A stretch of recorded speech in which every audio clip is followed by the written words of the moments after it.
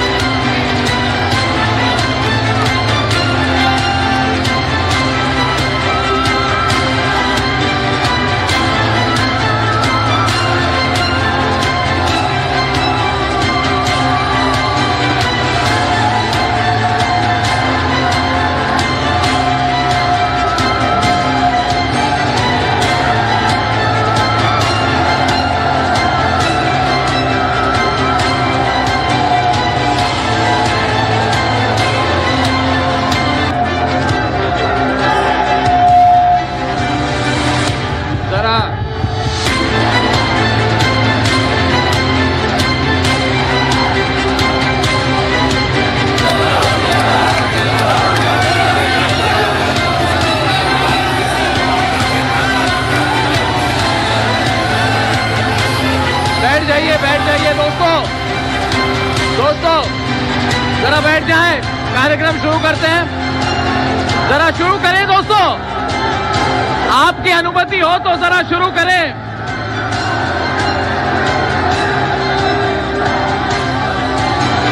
बैठ जाइए दोस्तों, जरा शांति बनाए रखें।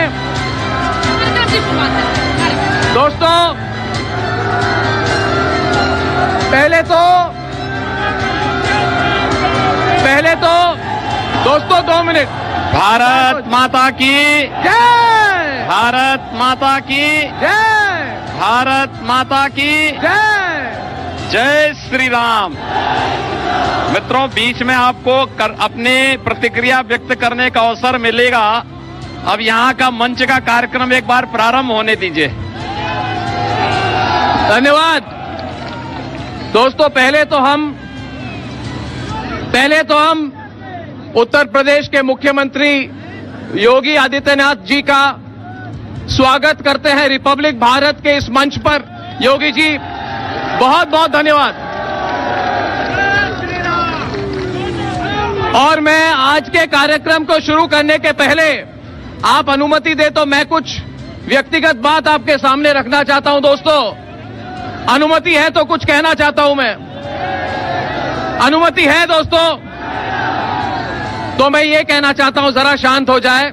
लोग कहते हैं मैं बहुत चिल्लाता हूं, मगर इतना चिल्ला नहीं पाऊंगा। मगर मैं इतना कहूंगा कि आपने बहुत लंबी प्रतीक्षा की है इस कार्यक्रम के लिए, मगर मैंने भी बहुत लंबी प्रतीक्षा की है दोस्तों इस कार्यक्रम के लिए। महीनों से और सालों से, जब से रिपब्लिक भारत का संघर्ष शुरू हुआ, हमने भी सोचा था कि किसी एक दिन मर्यादा पुरुषोत्तम भगवान श्री राम के जन्मभूमि सरयू किनारे ऐसा कोई प्रोग्राम करने का मौका मिलेगा। तो मैं तो अपने आप को बहुत भाग्यवान मानता हूं, बहुत भाग्यवान मानता हूं दोस्तों।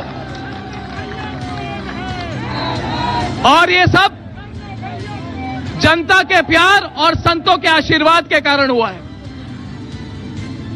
तो योगी जी, आज का जो ये कार्यक्रम है, ये भारतीय पत्रकारिता और टेलीविजन के इतिहास में योगी जी ये पहला ऐसा कार्यक्रम है जो पब्लिक इंटरव्यू है। ये कोई कमरे में बैठे हुए इंटरव्यू नहीं है, ये पब्लिक इंटरव्यू है। सरयू किनारे आसमान के नीचे, खुले आसमान के नीचे आज खुले सवाल होंगे योगी जी, और खुले सवालों का जवाब आप देंगे कि नहीं योगी जी, ये बताइए। पूछता है भारत योगी जी, आप खुले सवालों का खुला जवाब देंगे कि नहीं? मैं हर प्रश्न का जवाब देने को तैयार हूं, क्योंकि मेरा व्यक्तिगत कुछ भी नहीं है, सब कुछ समाज का है। और उत्तर प्रदेश के 25 करोड़ जनता के साथ मेरा जो संबंध है वह एक परिवार जैसा है। हमने प्रधानमंत्री मोदी जी के सबका साथ सबके विकास के मंत्र को अंगीकार किया है और इसीलिए व्यक्तिगत हमारा कुछ भी नहीं, जो कुछ भी है वो समाज का है, 25 करोड़ जनता का है और जनता जनार्दन के हर एक प्रश्न का सिर माथे में लेकर के उनका जवाब भी देंगे। और मेरा तो ये मानना है कि सरकार वही जो समाधान कर सके। समस्या सरकार नहीं हो सकती और इसलिए हर प्रश्न का जवाब देने के लिए मैं यहां पर अयोध्या में मर्यादा पुरुषोत्तम भगवान श्री राम की इस पावन धरा पर सरयू मैया के तट पर हम लोग यहां पर एकत्र हुए हैं। योगी जी, आज से 5 साल पहले आप जब मुख्यमंत्री बने थे तो मैं आपको मिलने आया था और आपको बाबा बाबा कहकर सब लोग नकारने की कोशिश करते थे और हर बात पर कहते थे भगवा पहनने वाले चप्पल पहनने वाले योगी आदित्यनाथ उत्तर प्रदेश के मुख्यमंत्री कब तक रह पाएंगे। तो आज 5 साल बाद क्या आपको लगता है योगी जी जवाब देने का समय आ गया है? देखिए, चुनौती मेरे सामने थी क्योंकि यह उन तत्वों के द्वारा लगाया गया आक्षेप था जो भारत को, भारतीय संस्कृति को, भारत के सनातन मूल्यों को सदैव कटघरे में खड़ा करते थे, हमारे संत समाज को कटघरा में खड़ा करते थे। और मैंने इसको खुले दिल से स्वीकारा भी था। मैं आभारी हूं प्रधानमंत्री मोदी जी का और अपनी पार्टी का, जिन्होंने एक योगी को संत समाज के प्रतिनिधि के रूप में देश के सबसे बड़े राज्य का दायित्व दिया। और मैं कह सकता हूं 2016 की इस देश की एक प्रतिष्ठित पत्रिका का एक सर्वे है, वह सर्वे है जिसमें उत्तर प्रदेश के मुख्यमंत्री को देश का सबसे निकम्मा मुख्यमंत्री बताया गया है। 2016 की बात कर रहा हूं मैं, तब कौन सी सरकार थी। और आज जब देश की किसी पत्रिका का कोई सर्वे आता है तो उत्तर प्रदेश का मुख्यमंत्री देश का सबसे लोकप्रिय मुख्यमंत्री होता है। यह नए भारत का नया उत्तर प्रदेश है। हमने उत्तर प्रदेश को जो कुछ भी देने का प्रयास किया, उसकी पहचान को, उसको वापस देने का प्रयास किया, चाहे वह आस्था के सम्मान का हो। अयोध्या दुनिया की सुंदरतम नगरी के रूप में भर रही है। 500 वर्षों के इंतजार के बाद मर्यादा पुरुषोत्तम भगवान श्री राम के भव्य मंदिर के निर्माण का कार्य प्रधानमंत्री मोदी जी के कर कमलों से, संतों के आशीर्वाद से प्रारंभ हो चुका है। हम जिस राम जी की पेड़ी पे हैं, आज से 5 साल पहले क्या स्थिति थी। आज भव्य और दिव्य दीपोत्सव के लिए जाना जाता है। दीपोत्सव का कार्यक्रम, दीपावली का कार्यक्रम कैसे होना चाहिए, अयोध्या उसका एक मानक बना है दुनिया के अंदर। रंगोत्सव, होली का आयोजन कैसे होना चाहिए, ये मथुरा, वृंदावन और बरसाना की होली रंगोत्सव के रूप में दुनिया के सामने आ जा रही है। देवताओं की दीपावली कैसे होनी चाहिए, काशी की देव दीपावली उसका मानक बना है। और कुंभ कैसे होना चाहिए, भव्य और दिव्य कुंभ प्रयागराज उसका प्रमाण है। इससे पहले महोत्सव के नाम पर क्या भोड़ा मजाक होता था उत्तर प्रदेश के साथ। सफाई महोत्सव के नाम पर उत्तर प्रदेश का भद्दा मजाक उड़ाया जाता था। और आज दीपोत्सव के नाम पर, रंगोत्सव के नाम पर, देव दीपावली के नाम पर, भव्य और दिव्य कुंभ के नाम पर उत्तर प्रदेश की पहचान बनी है। उत्तर प्रदेश 5 साल पहले दंगे का प्रदेश माना जाता था। गुंडागिर्दी, अराजकता, कर्फ्यू, मां बहनें सुरक्षित नहीं थी, बेटियां सुरक्षित नहीं थी, इसके नाम पर उत्तर प्रदेश जाना जाता था। कोई आना नहीं चाहता था। जब व्यक्ति सुरक्षित नहीं तो पूंजी कैसे सुरक्षित रहेगी? आज देश में दंगा मुक्त, भय मुक्त, कर्फ्यू मुक्त प्रदेश उत्तर प्रदेश है। यहां की कानून व्यवस्था देश के लिए एक नजीर बन रही है। गरीब कल्याणकारी योजनाओं का 100% लाभ उत्तर प्रदेश के अंदर मिल रहा है और इंफ्रास्ट्रक्चर डेवलपमेंट भी उत्तर प्रदेश देश के अंदर नंबर 1 स्थान पर जा रहा है। आजादी के 70 वर्षों तक उत्तर प्रदेश की अर्थव्यवस्था 6वें 7वें स्थान पर थी। आज टीम वर्क और प्रधानमंत्री मोदी जी का मार्गदर्शन, उनकी प्रेरणा, उनका नेतृत्व, उत्तर प्रदेश देश की नंबर 2 अर्थव्यवस्था बन चुका है। उत्तर प्रदेश भारत सरकार की हर कल्याणकारी योजना में आज नंबर 1 स्थान पर है। यानी नए भारत का नया उत्तर प्रदेश अब केवल उत्तर प्रदेश नहीं, अब प्रश्न प्रदेश नहीं रहा, हर समस्या का उत्तर बन चुका है। और यह एक योगी के नेतृत्व में हुआ है, एक सन्यासी के नेतृत्व में हुआ है। भारत का सन्यासी केवल आत्म कल्याण का ही मार्ग प्रशस्त नहीं करता, बल्कि अपने अभिभावकों और मार्गदर्शकों के नेतृत्व में लोक कल्याण का उतना ही बेहतरीन मॉडल खड़ा कर सकता है। कोविड प्रबंधन उत्तर प्रदेश का आप सबने देखा है।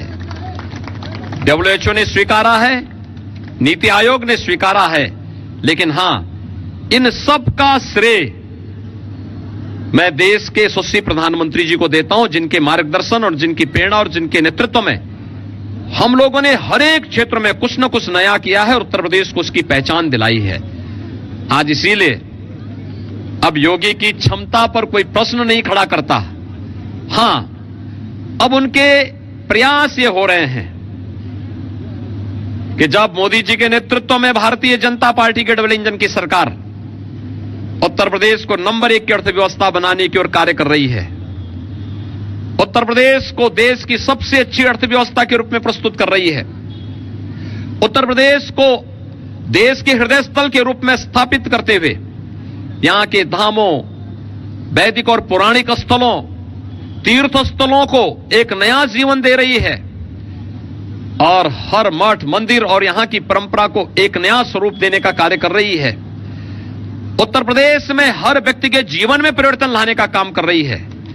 हम लोग, हमारा प्रयास हर गरीब के चेहरे पर खुशहाली लाने का, हर अन्नदाता किसान को एक बार फिर से उसको एक नया जीवन देते हुए खुशहाली के मार्ग पर अग्रसर करने का, हर नौजवान को रोजगार और नौकरी के साथ जोड़ने का और हर एक चेहरे पर खुशहाली लाने का जहां एक प्रयास Bharatiya Janata party double engine की सरकार का चल रहा है, तब भारतीय जनता पार्टी के इस लोक कल्याणकारी अभियान को कैसे रोका जाए, प्रदेश और देश और दुनिया की जितनी भी भारत विरोधी ताकतें हैं, वे सभी के सभी उत्तर प्रदेश में आकर के इस समय जम करके हर प्रकार के षड्यंत्र में लिप्त हैं। लेकिन मेरा विश्वास प्रदेश की 25 करोड़ जनता पर है और मैं फिर इस बात को कह सकता हूं, जैसे अब तक सभी षड्यंत्रों को बेनकाब साबित किया है, फिर एक बार करेंगे।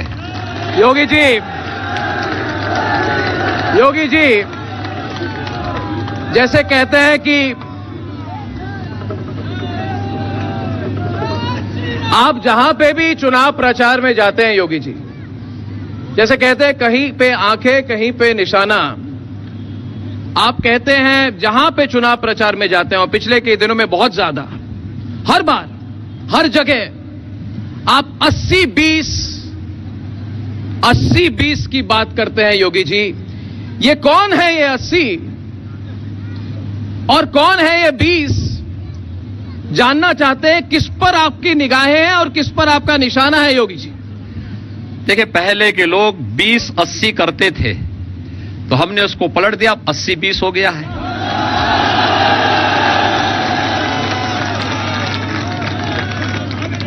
विकास सबका, सुरक्षा सबको, सम्मान सबको, लेकिन तुष्टीकरण किसी का नहीं। जो लोग उत्तर प्रदेश का विकास के पक्षधर हैं, जिन लोगों को गरीब कल्याणकारी योजनाएं पसंद हैं, जिन्हें नौजवान को मिल रहा रोजगार पसंद है, जिन्हें अन्नदाता किसानों की चेहरे पर खुशहाली पसंद है, जिन्हें बेटियों और माताओं को मिलने वाली सुरक्षा पर खुशी होती है, जो गौ माता की रक्षा के लिए बंद किए गए अवैध बूचड़खानों के मुद्दे पर सरकार के साथ दे रहे हैं, जिन्हें उत्तर प्रदेश के धामों के पुनरुद्धार और उनके पुनर्जीवन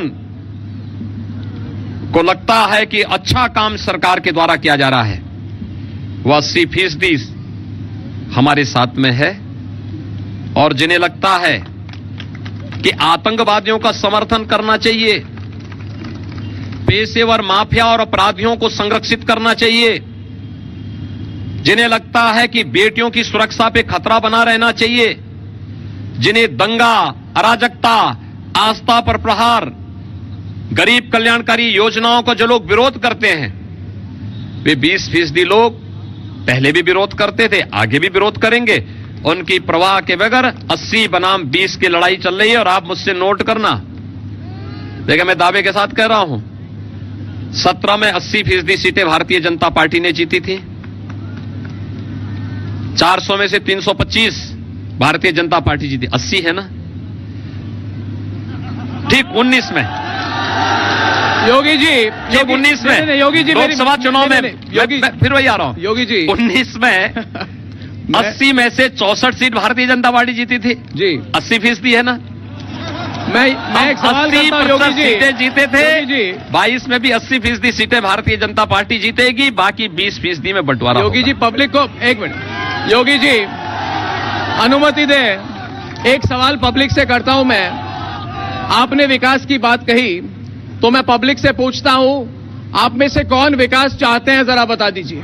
आप कौन विकास चाहते हैं? ये तो सारे लोग विकास चाहते हैं योगी जी। एक मिनट, आप लोग विकास चाहते हैं दोस्तों, चाहते हैं ना? तो इधर तो 100% लोग विकास चाहते हैं योगी जी, कोई 90-10, 95-5, 80-20, 70-30 की बात ही नहीं है योगी जी। तो पूछता है भारत कि योगी जी आपकी गणित 80-20 पे अटक क्यों गई? देखिए, हमने कहा ना, विकास सबका, सम्मान सबको, सुरक्षा सबको, लेकिन तुष्टीकरण किसी का नहीं। जिनको तुष्टीकरण पसंद है, जिनको दंगा पसंद है, जिनको अराजकता पसंद है, जिनको आस्था पर प्रहार पसंद है, वे हमेशा विरोध किए हैं, आगे भी विरोध करेंगे।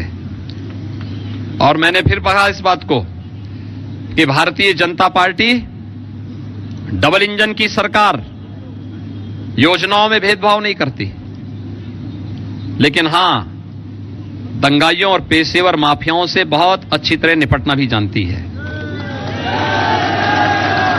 और जिन माफिया और पेशेवर दंगाइयों को हमने सही रास्ता दिखाने का काम किया है, ये जो पहले चाहते थे सत्ता के प्रतिष्ठान में बैठ करके दंगा भी करवाते थे और मुख्यमंत्री आवास में उन्हें सम्मानित भी किया जाता था, आज तो ऐसा नहीं होता। आज तो अगर उन्होंने कहीं हरकत की, अगले दिन नोटिस पहुंचती है, तीसरे दिन उनके चौराहे पर पोस्टर चस्पा हो जाते हैं। आज तो प्रदेश में 5 वर्ष में कोई दंगा नहीं हुआ, नहीं तो अयोध्या में ही श्री श्री दुर्गा मूर्ति विसर्जन कार्यक्रम में दंगा हुआ था, भीषण दंगा हुआ था। मूर्ति विसर्जन नहीं करने दिया था, दुर्गा पूजा नहीं करने दी गई थी, सत्ता के संरक्षण में सारे दंगे हो रहे थे, संतों पर लाठीचार्ज होता था। अयोध्या में राम भक्तों पर क्या कुछ नहीं हुआ था, आज ये पूछा जाना चाहिए। अगर माननीय उच्चतम न्यायालय ने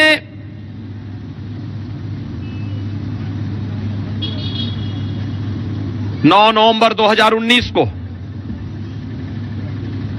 जब सर्वसम्मति से इस बात को स्वीकारा है कि जहां रामलला विराजमान है वही राम जन्मभूमि है, तो राम भक्त भी तो यही कहता था।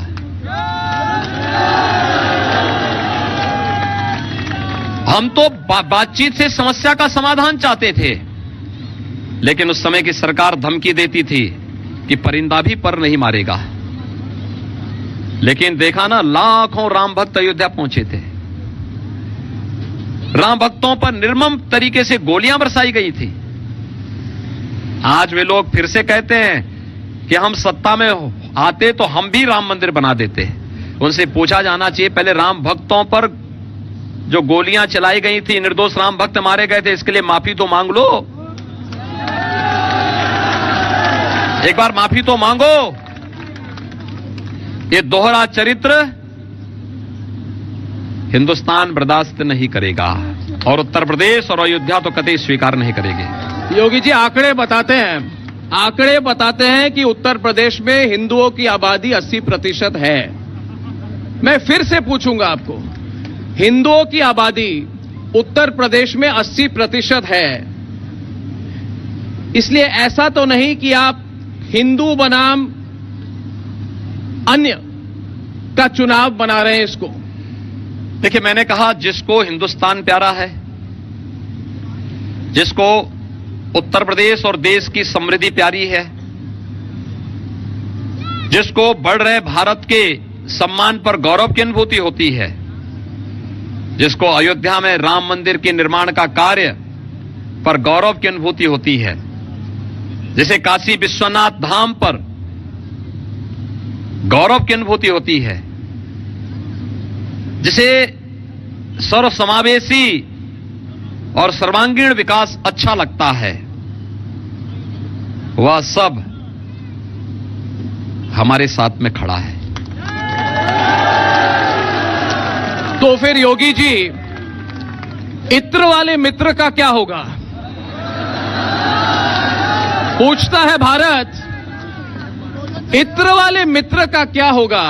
हमने उसके लिए उन पर क्या बुलडोजर चलेगी आपकी एक बार फिर?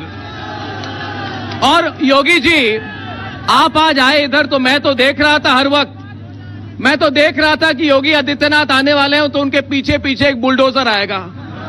मैं तो मुंबई से आया आपके साथ आपके बुलडोजर को देखने, तो क्या आपने अपने बुलडोजर को किसी सर्विस स्टेशन में भेज दिया है या फिर इलेक्शन के बाद चलने वाला है आपका बुलडोजर? देखिए, 5 वर्ष तक आपने देखा होगा, इन 5 वर्षों में परिवर्तन हुआ है काफी उत्तर प्रदेश में। देखिए, 2007 से 12 के बीच में उत्तर प्रदेश में 350 से ऊपर दंगे हुए थे, 364 दंगे हुए थे, दर्जनों लोग मारे गए थे। 2012 से 17 के बीच में 700 से अधिक दंगे हुए थे, सैकड़ों लोग मारे गए थे, सैकड़ों करोड़ की संपत्ति नष्ट हुई थी, हमारे व्यापारी बंधुओं को हजारों करोड़ रुपए का नुकसान हुआ था, तमाम लोग उजड़ गए थे। लोगों को हर पर्व और त्योहार के समय उत्तर प्रदेश के अंदर कैसी स्थिति आती थी? कर्फ्यू लग जाता था, अराजकता का तांडव होता था, आस्था को कुचला जाता था, बेटियां स्कूल नहीं जा पाती थीं, व्यापारी प्लान कर रहे थे, किराना से कांधला से दर्जन भर ऐसे कस्बे थे जहां से बड़े पैमाने पर लोगों ने प्लान कर दिया था। आज 5 साल जब हमारी सरकार के पूरे हो रहे हैं, मैं कह सकता हूं आज उत्तर प्रदेश में पलायन नहीं प्रगति होती है। आज मैं कह सकता हूं 5 साल के कार्यकाल पूरा होने के बाद पलायन व्यापारी नहीं, उत्तर प्रदेश का नागरिक नहीं, आज पेशेवर माफिया और अपराधी उत्तर प्रदेश से पलायन करता है। और आज मैं कह सकता हूं योजनाओं का लाभ हर गरीब तक, हर किसान तक, हर गृहिणी तक, हर नौजवान तक पहुंचाने का कार्य हो रहा है। और इंफ्रास्ट्रक्चर डेवलपमेंट भी इतने बड़े प्रदेश के लिए बिना विकास के कुछ होगा नहीं।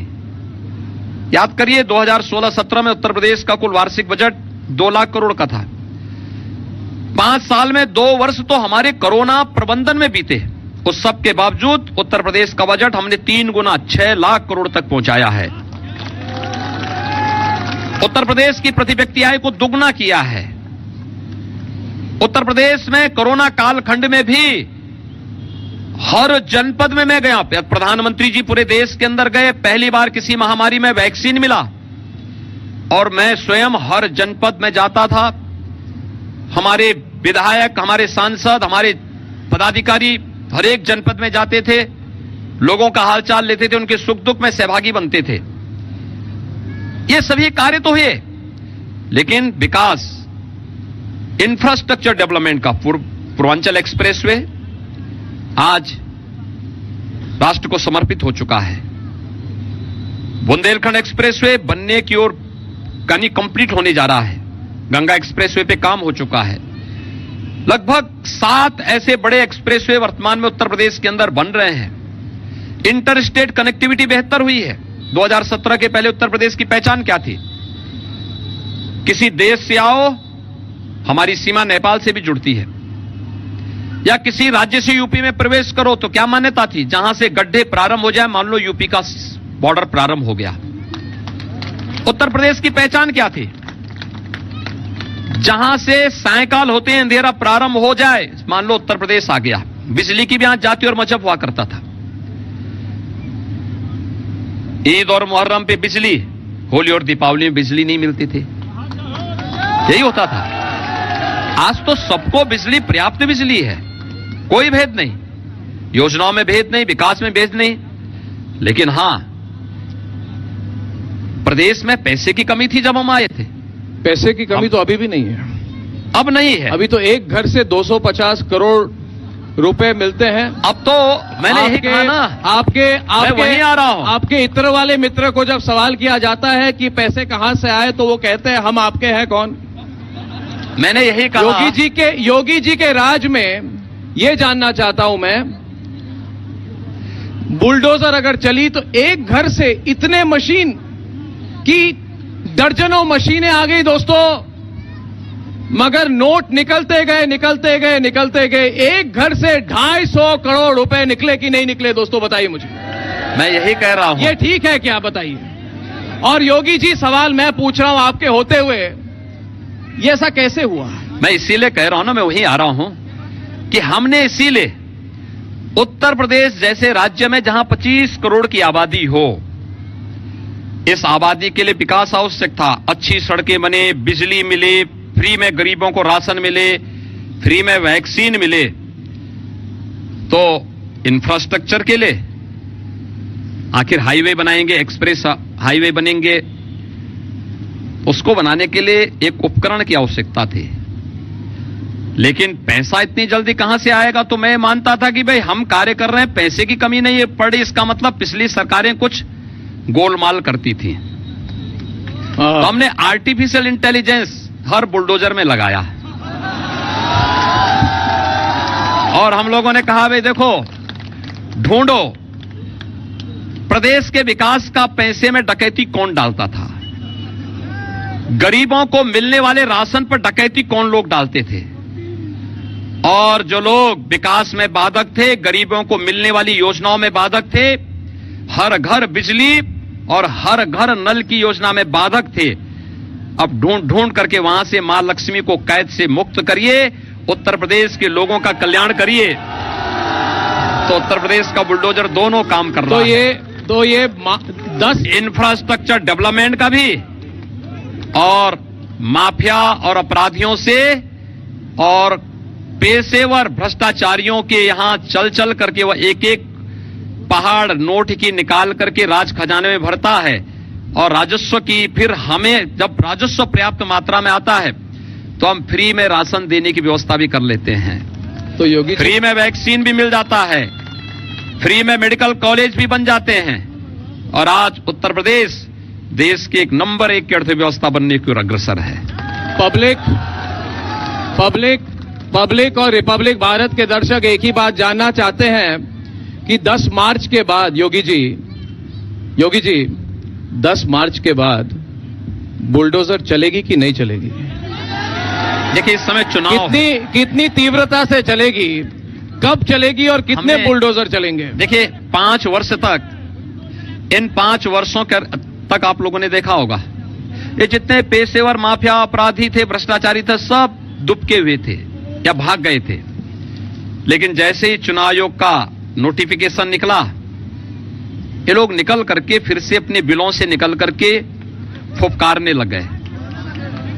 तो मुझे बोलना पड़ा। मैं पश्चिम में जाता था पहले चरण के प्रचार के दौरान, जब मैं निकला तो मुझे कई जगह से लोगों ने कहा साहब 4.5 वर्ष तक बहुत शांति थी, लेकिन फिर से लोग धमकी दे रहे हैं। मैंने कहा देखो, ये 4.5 वर्ष के अंदर किसी बिल में रहे होंगे तो हो सकता वहां ऑक्सीजन न मिला हो, तो कुछ गर्मी हो गई होगी, लेकिन चिंता मत करो, आएगी तो भाजपा ही।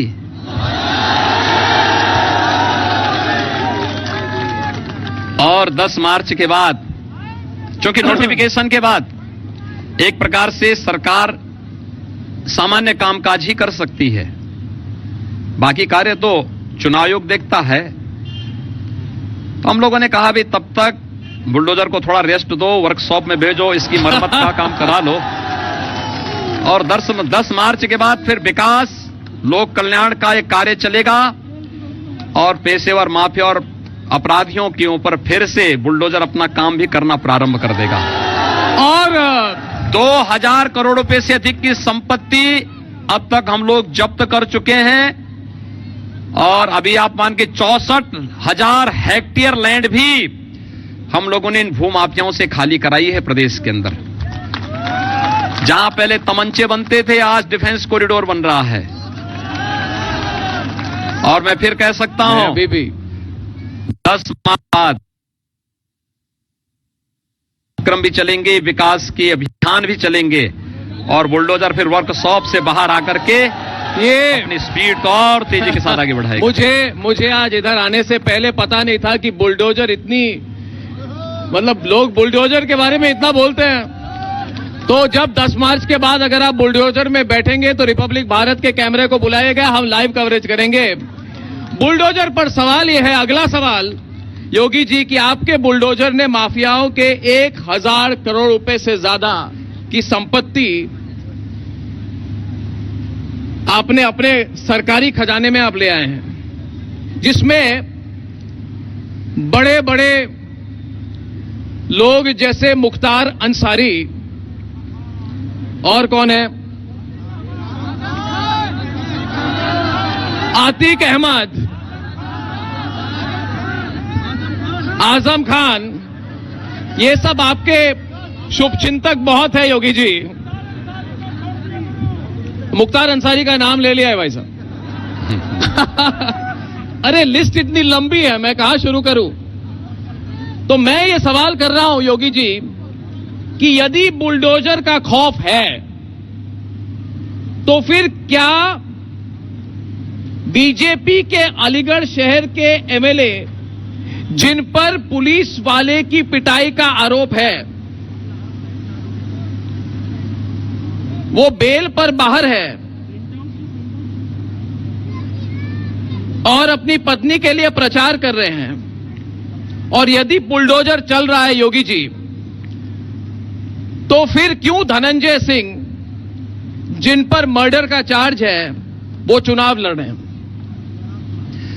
देखिए, सरकार ने 5 वर्ष तक बिना चेहरा देखे हुए हर एक अपराधी के खिलाफ कार्रवाई की है। मैंने आपको बताया ना, 64,000 हेक्टेयर लैंड भूमाफियाओं के कब्जे से मुक्त कराई गई। 1,000 नहीं, ये 2,000 करोड़ रुपए से अधिक की संपत्ति जब्त करके हमने प्रदेश के माफियाओं के खिलाफ और पेशेवर अपराधियों के खिलाफ कार्रवाई की। अलीगढ़ में भारतीय जनता पार्टी के विधायक के खिलाफ जिस मामले की आप चर्चा कर रहे हैं, यह मामला पुलिस पर हमले से संबंधित नहीं,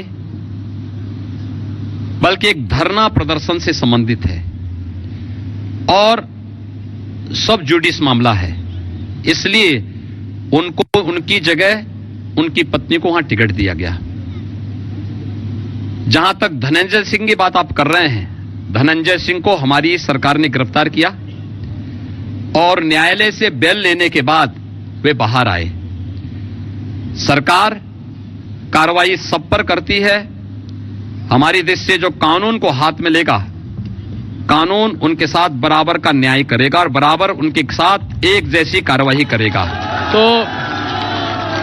तो आपका जो बुलडोजर है वो जाति और धर्म देखकर चलता है? चेहरा देख करके नहीं, जाति या धर्म देखकर तो नहीं चलता है। लेकिन हां, जो पेशेवर माफिया और अपराधी पहले सत्ता का शागिर्द बनकर के सत्ता का संचालन करते थे, आज सत्ता का संचालन नहीं। आप देखे होंगे 5 वर्ष तक सत्ता से तो कोसों चिमटे से भी हम नहीं पकड़ते उनको। वे प्रदेश की जेलों की शोभा बढ़ा रहे हैं और उत्तर प्रदेश की कानून व्यवस्था, आज तो दंगे का नाम भी कोई नहीं लेता यूपी में।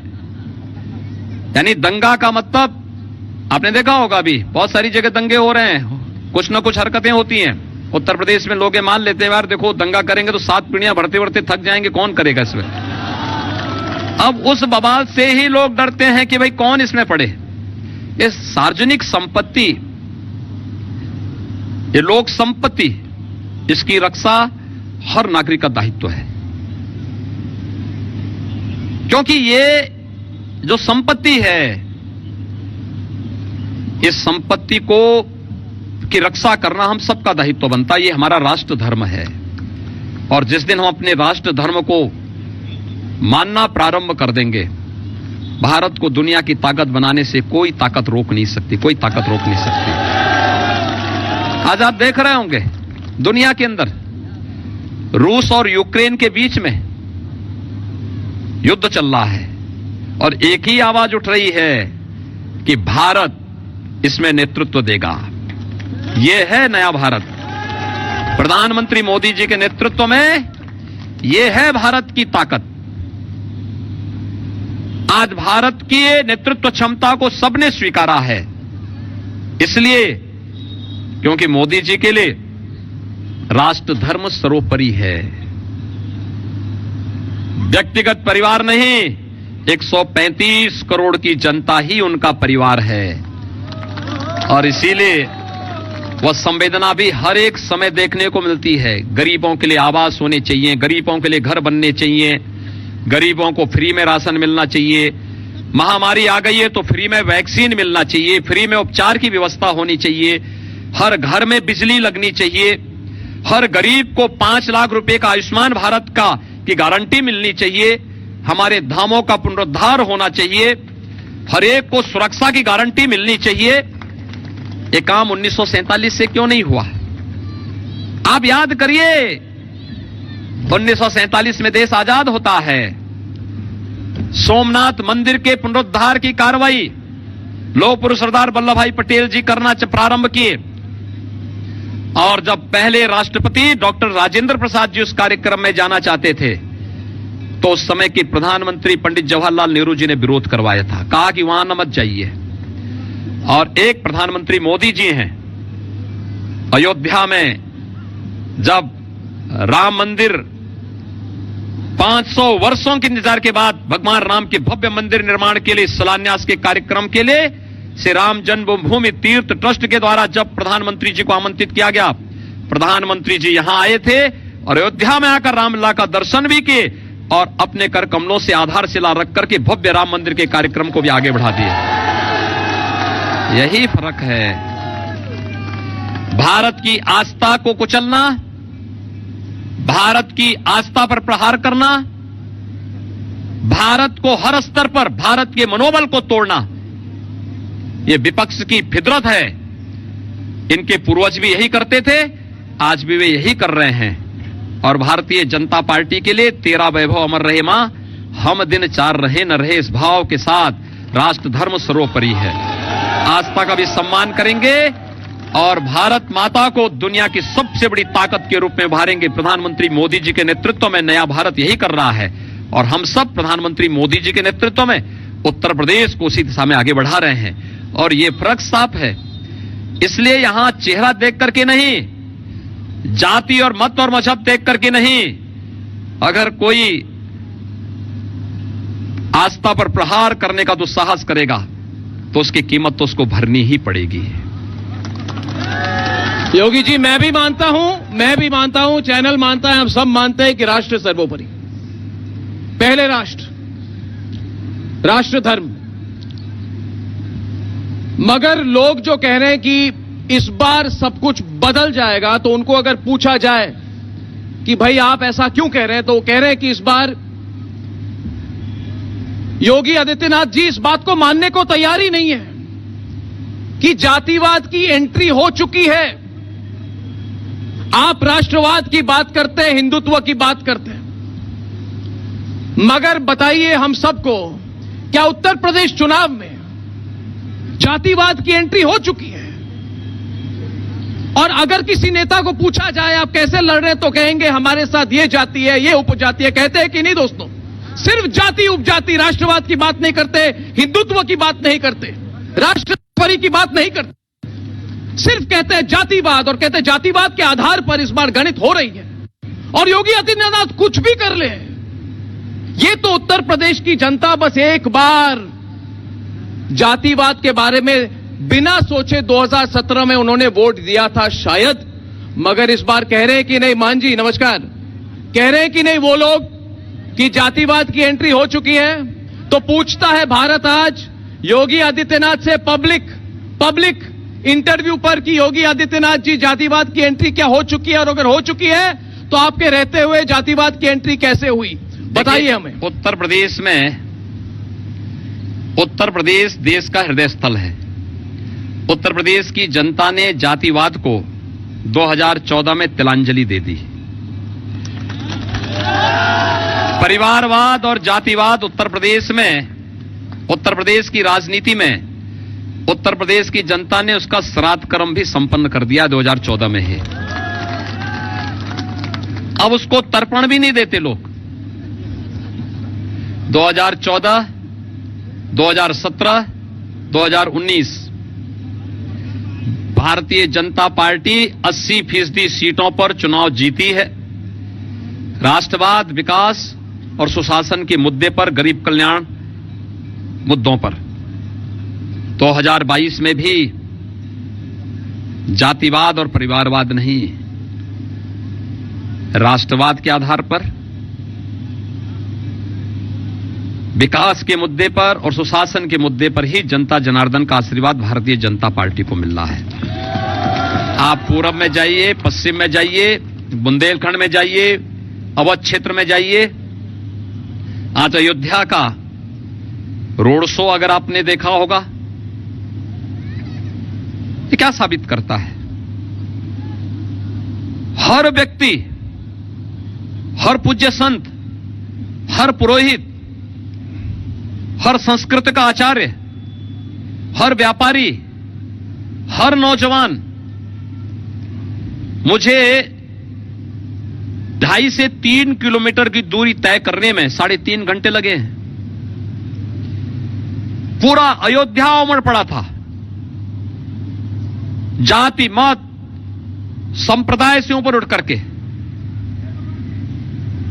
ये चीजें बताती हैं। और यहीं पर नहीं, मैं गाजियाबाद गया यही था, बरेली गया यही था, सहारनपुर गया था, वहां पे वही स्थिति थी।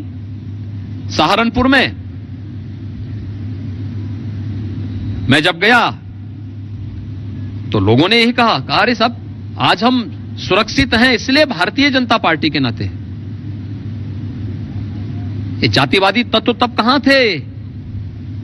जब दंगे हो रहे थे सहारनपुर में, सिख विरोधी दंगे हो रहे थे, तब कहां चले गए थे? मुजफ्फरनगर में जब दंगे हो रहे थे तब ये जातिवादियों का कहीं पता नहीं था, वे दंगाइयों के साथ थे, तब ये दंगावादी हो गए थे। जब यहां अयोध्या में राम भक्तों पर गोली चल रही थी तब ये जातिवादी तत्व कहां थे? जब यहां दुर्गा मूर्ति विसर्जन के जुलूस पर हमले हुए थे, तब ये जातिवादी लोग कहां थे? तब ये दंगा करवाने वालों के साथ खड़े थे और उनका सपोर्ट कर रहे थे। आज इनको जाति नजर आ रही है। उत्तर प्रदेश की जनता नहीं स्वीकार करेगी। ये जिन लोगों के बारे में आप बात कर रहे हैं, वो कहते हैं कि योगी आदित्यनाथ जी समझ नहीं रहे हैं। हम धर्म और जाति दोनों की एक नई गणित लेकर आए हैं इस बार। ये धर्म ये तो और इस जाति, इस उपजाति को एक साथ करके जो बीजेपी की वोट है उसको हम बांट देंगे। उसके साथ साथ और एक सवाल है योगी जी, हमें पता है कि उत्तर प्रदेश का जो ये चुनाव है, इसका प्रभाव राष्ट्रीय राजनीति पर पड़ेगा। हम सबको पता है 2024 पर भी पड़ेगा दोस्तों, 2024 पर भी इसका प्रभाव होगा। मगर पाकिस्तान के लोग, जो पाकिस्तान में इतने लोग क्यों चिंतित हैं कि योगी आदित्यनाथ वापस ना आ जाए इस बार? आपने सुना होगा पाकिस्तान के टीवी चैनल, पाकिस्तान के पॉलिटिशियन ये क्या क्या कहते हैं, बता दूं आपको, जरा देखता हूं मैं। और ये कहते हैं, एक वहां पे पूर्व विदेश सचिव हैं पाकिस्तान के अब्दुल बासित, आपको याद होगा क्या कहा था उन्होंने दोस्तों? उन्होंने कहा कि दोस्तों, किसी तरह से जो मुस्लिम वोट है वो बट ना जाए। ये ओवैसी अच्छा आदमी नहीं है, सबको, सारे मुस्लिम समुदाय को कांग्रेस को वोट करना चाहिए। और अगर सारी मुस्लिम समुदाय कांग्रेस के लिए वोट करे तभी तो योगी आदित्यनाथ को रोका जा सकता है। सीधा सवाल है कि ये इन पाकिस्तानियों को आपसे क्या परेशानी है योगी जी? बहुत परेशानी है। ये उनके देश में जो कंगाली है उसके बारे में उन्हें कोई चिंता नहीं है, खाने को नहीं है वहां पे। आज इमरान खान रूस गए थे, उनको वापस भेजा गया, मगर उनको कोई चिंता नहीं है कि उनकी वहां पे किस तरह से बेइज्जती हो रही है दुनिया भर में। उनको चिंता है कि योगी आदित्यनाथ वापस ना आ जाए इस बार। इतनी चिंता क्यों है आपके बारे में योगी जी पाकिस्तान में? देखिए, पाकिस्तान को मालूम है कि उत्तर प्रदेश की जनता उनके बहकावे में आने वाली नहीं है। उनकी परेशानी तो इस बात को लेकर के है कि उत्तर प्रदेश में जो उनका गुणगान गाने वाले थे वे सत्ता से बेदखल हो चुके हैं। अगर आपने देखा होगा, जब हम लोग लौह पुरुष सरदार वल्लभ भाई पटेल की जयंती को राष्ट्रीय एकता दिवस के रूप में मना रहे थे, तब कुछ लोग जिन्ना का महिमा मंडन कर रहे थे। जब हम लोग प्रदेश के युवाओं के लिए टैबलेट और स्मार्टफोन लेकर के आए थे, तब कुछ लोग पाकिस्तान का गुणगान गा रहे थे। लेकिन अब जिन्ना और पाकिस्तान नहीं चलेगा, अब तो राष्ट्रवाद और हिंदुस्तान ही चलेगा। और मुझे लगता है उत्तर प्रदेश की जनता मानसिक रूप से पूरी तरह तैयार है। और 10 मार्च को परिणाम सबके सामने होगा। 10 मार्च को परिणाम सबके सामने होगा। भारतीय जनता पार्टी प्रचंड बहुमत के साथ सरकार बनाएगी।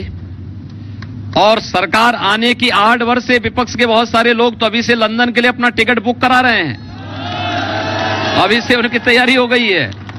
उनको मालूम है 10 मार्च के बाद प्रदेश की जनता में वे मुंह कहीं दिखाने लायक नहीं होंगे। और जो लोग अब तक गर्मी दिखा रहे थे, उनको अभी इस बात की चिंता हो रही है कि भाई देखो, जिसके बल पे दिखा रहे हो तो अभी से भागने की तैयारी कर रहा है, तो हमारा क्या होगा।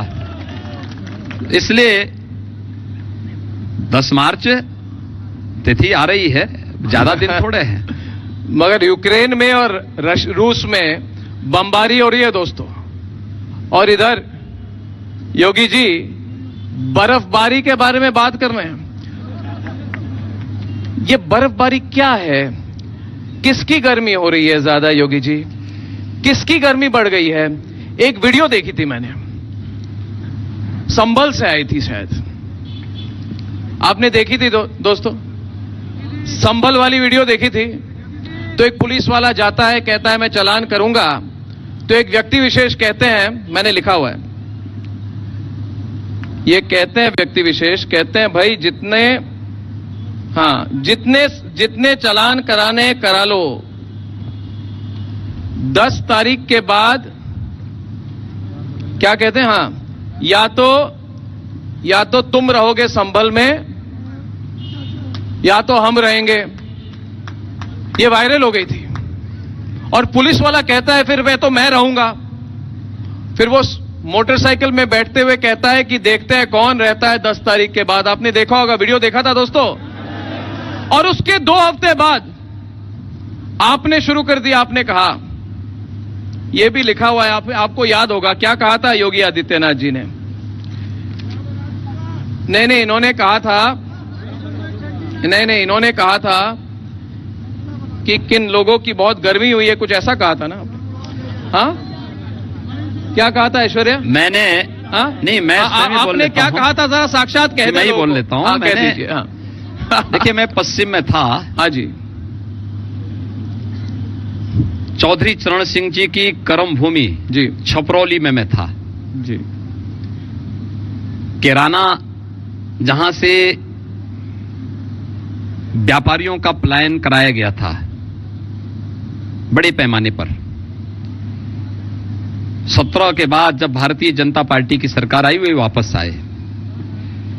पलायन के लिए जिम्मेदार जो अपराधी था, उसके गुर्गे वहां पर धमकी देने लग गए चुनाव की घोषणा के बाद जी। धमका रहे थे कि 10 मार्च के बाद देखेंगे। तो मैं जैसे ही छपरौली में गया था तो मुझे कुछ लोगों ने बताया, तो मैंने उनकी बात सुनी। अब 10 लोग एक बात बोले तो हर एक का जवाब देने के बजाय मैंने कहा चलिए सबकी बात मैंने सुन ली है, आपको जवाब भी मिलेगा। तो मैं मंच पे गया तो मैंने यही कहा, मैंने कहा मैंने सुना है भी ऐसे ऐसे कुछ धमकियां आ रही हैं जी। कुछ गर्मियां, कुछ लोगों को ज्यादा गर्मी चढ़ रही है, चिंता मत करो, 10 मार्च के बाद सब गर्मी शांत हो जाएगी। और भारतीय जनता पार्टी के आते ही 10 मार्च के बाद फिर से ये जो पेशेवर माफिया और अपराधी हैं, जिन लोगों ने प्रदेश को बदनाम किया था, प्रदेश की कानून व्यवस्था को बंधक बनाया था, प्रदेश में अराजकता का तांडव किया था, आप देखना इन सबको अपने गले में तख्ती बांध करके फिर थाने थाने भटकना पड़ेगा। और ये होगा, ये हुआ है, आगे भी होगा। अपराध और अपराधी के लिए 0 टॉलरेंस पहले भी था, आगे भी यही होगा। आपने कहा था, अभी याद आया मुझे, आपने कहा मैं मई जून की गर्मी में शिमला बना दूंगा। कहा था कि मैं मई जून की गर्मी में शिमला बना दूंगा। हाँ, ये उसका दूसरा वर्जन है। नहीं, और एक वर्जन मेरा है कि योगी जी जरा हमें भी बता दीजिए कि गर्मी को शांत करने वाला ये ठंडा ठंडा कूल कूल, ये कौन सा फॉर्मूला है आपका? और क्या मुझे लगता है कि आप कोई पोर्टेबल फ्रीजर ले जाते हैं क्या सब जगह? देखिए, जब पेशेवर माफिया और अपराधी प्रदेश से भाग करके किसी बिल के अंदर छुपे हुए हों तो उनके लिए तो कोल्ड स्टोरेज ही है। इसलिए उनके लिए वही उचित स्थान है। अपने को सुधारें, अपने कृत्यों के लिए पश्चाताप करें। जो लोग उनसे पीड़ित थे उन लोगों से माफी मांगें।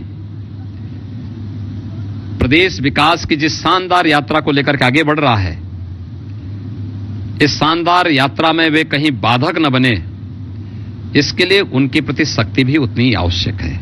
लेकिन ये सभी चीजें कानून के दायरे में ला करके अवश्य होंगी, इसमें कोई संदेह किसी को नहीं होना चाहिए। एक और बहुत गंभीर मुद्दा है दोस्तों, इसके बारे में मैं जरा थोड़े विस्तार से पूछना चाहूंगा। आप लोगों ने सबने सुना होगा, यह बहुत बड़ा विवाद हो चला है पिछले 1 महीने से हिजाब को लेकर। तो योगी जी, ये हिजाब का मुद्दा तो था ही नहीं 1 महीने पहले। ये हिजाब का मुद्दा इसको मुद्दा कौन बना रहा है, क्योंकि ये हिजाब का जो मुद्दा है ये कर्नाटक के शिवमोगा शहर से शुरू हुआ, जो इधर से 1880 किलोमीटर दूर है। तो योगी जी, इधर यूपी में वोटिंग की शुरुआत होती है और हिजाब का मुद्दा बन जाता है। देखिए, कोई मुद्दा ये अचानक कैसे बन गया यूपी चुनाव के समय? ये कोई मुद्दा नहीं था, बन तो गया। लेकिन जिन लोगों को भय था कि सुरक्षा के मुद्दे पर, 3 तलाक की कुप्रथा को बंद करने के मुद्दे पर, गरीब कल्याणकारी योजनाओं के मुद्दे पर, महिलाओं का वोट परिवार, जाति, मत और मजहब से ऊपर उठकर के भारतीय जनता पार्टी के पक्ष में जा रहा है, उन लोगों ने बड़ी शरारत के तहत इसको एक मुद्दा बना करके और प्रदेश की वोटिंग को प्रभावित करने का प्रयास किया। लेकिन वे सफल नहीं होंगे, क्योंकि सबको मालूम है कि घर में, बाजार में, अपने सार्वजनिक कार्यों में जाने के लिए व्यक्ति कुछ भी पहन सकता है, लेकिन संस्था का कोई ड्रेस कोड है, वहां वही लागू होगा। दूसरा, देश की व्यवस्था संविधान से चलनी चाहिए, इसी में सबका कल्याण है। हम उसको व्यक्तिगत कानून या व्यक्तिगत आस्था के साथ जोड़ करके उसको उस पर थोपने का प्रयास करेंगे तो किसी के हित में नहीं होगा। तो इल्जाम आप पर क्यों पड़ता है? और ओवैसी को इतनी खुली छूट क्यों पूछता है भारत? ये असदुद्दीन ओवैसी को उत्तर प्रदेश में इतनी खुली छूट क्यों? और असदुद्दीन ओवैसी फ्रंट फुट पर बैटिंग करते हैं, कहते हैं कि मैं टोपी भी पहनूंगा, दाढ़ी भी रखूंगा और मेरी बेटी हिजाब भी पहनेगी। और अखिलेश जी कहते हैं कि उनका कहना है कि संविधान हमें इसकी इजाजत देता है कि हर धर्म के लोग अपने हिसाब से चले। योगी जी, क्या हिजाब के मुद्दे को आप यूपी में लेकर आप लाए हैं क्या? क्योंकि विपक्ष का आरोप है कि आप इस मुद्दे को लाए क्योंकि इस चुनाव में हिंदू मुसलमान एंगल आना जरूरी है। तो इल्जाम आप पर पड़ रहे हैं, इसलिए मैं चाहता हूं इस पर विस्तार पे आप बोलें। ये जो तुष्टीकरण की राजनीति है, ये जो अपीसमेंट है, लोग कहते हैं आप कुछ कह रहे हैं मगर होने कुछ और दे रहे हैं। देखिए, मैं सार्वजनिक जीवन में तुष्टीकरण की नीति का कतई पक्षधर नहीं हूं। मैंने पहले ही कहा कि सरकार सबका साथ, सबके विकास, सबका विश्वास और सबके प्रयास के प्रधानमंत्री मोदी जी के इस मंत्र के साथ कार्य कर रही है। विकास सबका, सम्मान सबको, सुरक्षा सबको, लेकिन तुष्टीकरण किसी का नहीं। देश की व्यवस्था संविधान से चलेगी, शरीयत से नहीं। श्रीमान ओवैसी जो बात कहते हैं जी, मैं उनसे इस बारे में कहूंगा कि वे सचमुच अगर मुस्लिम महिलाओं का उत्थान चाहते हैं, उनकी भलाई चाहते हैं, तो 3 तलाक की कुप्रथा को समाप्त करने के कानून का उन्हें समर्थन करना चाहिए। यह आधी आबादी के समान से जुड़ा हुआ मुद्दा है, क्योंकि आज के समय में 3 तलाक जैसी कुप्रथाओं का कोई समर्थन करे, यह सभ्य समाज को शोभा नहीं देता, कतई शोभा नहीं देता।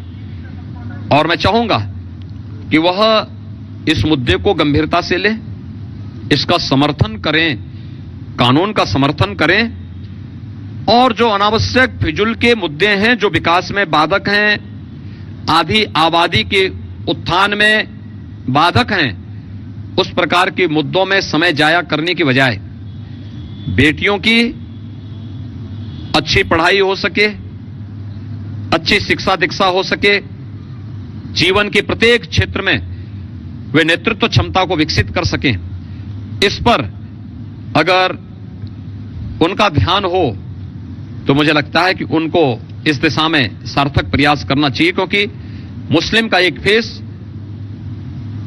ओवैसी है, इसमें किसी को संदेह नहीं होना चाहिए। योगी जी, अहमदाबाद धमाके का जिक्र करके जो 2008 में अहमदाबाद में धमाके हुए और जिसमें टारगेट प्रधानमंत्री नरेंद्र मोदी भी थे, जो उस समय गुजरात के मुख्यमंत्री थे, उसमें आपने, आपकी पार्टी ने, आपने खुद और प्रधानमंत्री ने भी इसमें समाजवादी पार्टी के रोल की बात कही है। तो सवाल मेरा यह है, क्या अहमदाबाद के धमाके, जो आतंकी धमाके हुए थे, उसका जिक्र करके क्या आप उत्तर प्रदेश में सियासी धमाके की उम्मीद करते हैं चुनाव के बीच? और क्या आप मानते हैं, और एक बात, क्या आपका यह कहना है, और है तो आप इशारा ना करें, खुल कर कह दें, क्या आप यह कहने की कोशिश कर रहे हैं कि 2000 अहमदाबाद में जो ब्लास्ट हुई उसमें क्या समाजवादी पार्टी का सीधा कोई रोल है? अगर है तो आप खुलकर कहे, अगर नहीं है तो आप बताइए, क्योंकि आप डायरेक्ट कनेक्शन बना रहे हैं समाजवादी पार्टी और अहमदाबाद वाले ब्लास्ट की। इस पर जरा आप पहली बार बोलिए। देखिए, समाजवादी पार्टी का जो इतिहास है, आतंकवाद से जुड़े हुए मुद्दे पर वो काफी विवादास्पद रहा है। उत्तर प्रदेश में जितने भी आतंकी घटनाएं घटित हुई हैं, श्री राम जन्मभूमि पर आतंकी हमले का हो, संकट मोचन मंदिर पर हुआ आतंकी हमला जिसमें 28 से ज्यादा लोग मारे गए थे, लखनऊ, अयोध्या और वाराणसी की कचहरियों पर हुआ आतंकी हमला हो जिसमें 15 से ज्यादा अधिवक्ता मारे गए थे, गोरखपुर, कानपुर और बिजनौर की सीरियल ब्लास्ट, रामपुर में सीआरपीएफ कैंप पर हमला, इसमें से ज्यादातर हमले समाजवादी पार्टी की सरकार के समय हुए थे। मुझे यह कहने में कोई संकोच नहीं जी कि समाजवादी पार्टी की संवेदना प्रदेश के गरीबों के प्रति, नौजवानों के प्रति, महिलाओं के प्रति या किसानों के प्रति कभी नहीं रहा। उनकी संवेदना आतंकवादियों के प्रति जरूर थी। 2013 में इन घटनाओं का जितना मैंने जिक्र किया है, इन सभी घटनाओं के लिए वांछित आतंकवादियों के मुकदमों को वापस लेने का कुत्सित प्रयास समाजवादी पार्टी की सरकार ने किया था और अखिलेश यादव जी उस समय प्रदेश के मुख्यमंत्री थे। न्यायालय ने कड़ी फटकार लगाई थी, वे सफल नहीं हो पाए, लेकिन उन्होंने कुत्सित प्रयास तो किया था। आज जब अहमदाबाद की एक न्यायालय ने अहमदाबाद के सीरियल ब्लास्ट से जुड़े हुए मुद्दे पर अपना फैसला दिया है, जिसमें 56 से ज्यादा निर्दोष लोग मारे गए थे, ये राष्ट्रीय सुरक्षा से जुड़े हुए मुद्दे हैं। उत्तर प्रदेश की आतंकी घटना हो या मुकदमे वापस लेने से जुड़े हुए मुद्दे हो या अहमदाबाद के सीरियल ब्लास्ट से जुड़े हुए मुद्दे, आप हम कोई भी उसकी चपेट में आ सकता है। आपके परिचित, नातेदार, रिश्तेदार, कोई भी उसकी चपेट में आ सकता है। इस मुद्दे पर समाजवादी पार्टी के अध्यक्ष अखिलेश यादव जी की चुप्पी आश्चर्यजनक है। वो कहते हैं हम क्यों बोले? क्या ये सच नहीं कि जिन 38 आतंकियों को फांसी की सजा हुई है उनमें से 7 का संबंध उत्तर प्रदेश से है और उनमें से एक आतंकवादी जिसका एक भाई दिल्ली की बटाला हाउस की घटना के लिए जिम्मेदार रहा है, जिसमें इंस्पेक्टर मोहनचंद शर्मा शहीद हुए थे, सीरिया भाग गया है और उसके पिता समाजवादी पार्टी के सक्रिय सदस्य हैं और समाजवादी पार्टी का प्रचार कर रहे हैं। समाजवादी पार्टी ने आज तक अपना सफाई क्यों नहीं दिया? ये कुछ भी नहीं बोलना चाहते। यानी आतंकवाद के मुद्दे पर समाजवादी पार्टी की चुप्पी आतंकवाद के प्रति उनकी सहानुभूति और उनकी संवेदना को व्यक्त करता है और मुझे लगता है गंभीर मामला है और समाजवादी पार्टी के, पूरी समाजवादी पार्टी को ही कटघरे में ये खड़ा करता है। मगर आतंकवादी तो बेटा था, पिताजी समाजवादी पार्टी में हैं, तो बेटे के अपराध पर क्या पिता पर सवाल उठाना चाहिए? कि क्योंकि जो समाजवादी पार्टी में है वो तो आतंकवादी नहीं है ना, तो आप कनेक्शन कैसे करा रहे हैं? और उससे जुड़ा सवाल यह है योगी जी कि लखीमपुर में अजय मिश्रा टेणी के बेटे आशीष मिश्रा पर जो आरोप है, क्या उसके लिए अजय मिश्रा टेनी को दोषी ठहराया जा सकता है? इसीलिए मेरा सवाल यह है कि जो केस आप बोल रहे हैं आजमगढ़, ये जो आप 2008 वाली केस के बारे में बोल रहे हैं, वो बेटा आतंकवादी है, पिताजी आतंकवादी नहीं है, तो अपनी इशारा समाजवादी पार्टी पर क्यों कर रहे हैं? देखिए, समाजवादी पार्टी पे हमने इसलिए भी किया है, एक तो लखीमपुर की घटना और संजरपुर या उत्तर प्रदेश की आतंकी घटनाओं को जोड़ा नहीं जा सकता है। लखीमपुर में जो हुआ दुर्भाग्यपूर्ण था। सरकार ने हाथ पे हाथ धरे हुए सरकार नहीं बैठी थी। नियमानुसार जो कार्रवाई हो सकती थी, सरकार ने कानून के दायरे में जाके उस प्रकार की कार्रवाई भी की। सवाल यह है कि समाजवादी पार्टी अहमदाबाद के सीरियल ब्लास्ट के समय उन आतंकवादियों को बचाने के लिए किस हद तक गई थी। उसने देश की सुरक्षा एजेंसियों को, गुजरात की सुरक्षा एजेंसियों को इसमें हस्तक्षेप करने से रोका था, कोई सहयोग नहीं किया था। ये लगातार उसमें बाधा पैदा कर रहे थे। उस समय जो इनके कारनामे थे, पूरा देश इस बात को देखता है। आखिर एक पुत्र उनका आतंकवादी हो गया, क्यों नहीं सार्वजनिक रूप से इन्होंने इस बात को कहा कि मेरा पुत्र आतंकवादी हो चुका है, इसके खिलाफ कानूनी कार्रवाई करो। दूसरा पुत्र बटाला हाउस की घटना के लिए जिम्मेदार है, सीरिया भाग गया है। आतंकी परिवारों से जुड़ा होना यह अपने आप में इस बात का सबूत है कि समाजवादी पार्टी इन सब चीजों को जानते हुए भी इसको छुपाने का प्रयास की, और आज जब सार्वजनिक हो गया है तो चुप्पी साध लिए हैं। ये दोनों नहीं चलेंगे। लखीमपुर की घटना में माननीय उच्चतम न्यायालय की देखरेख में जुडिशियल कमीशन बना हुआ है, एसआईटी गठित है, वो कार्रवाई कर रही है। राज्य सरकार है, केंद्र सरकार में का इससे कहीं कोई लेना देना नहीं। नियमानुसार जो कार्रवाई है वो कार्रवाई हो रही है। लेकिन इस मामले में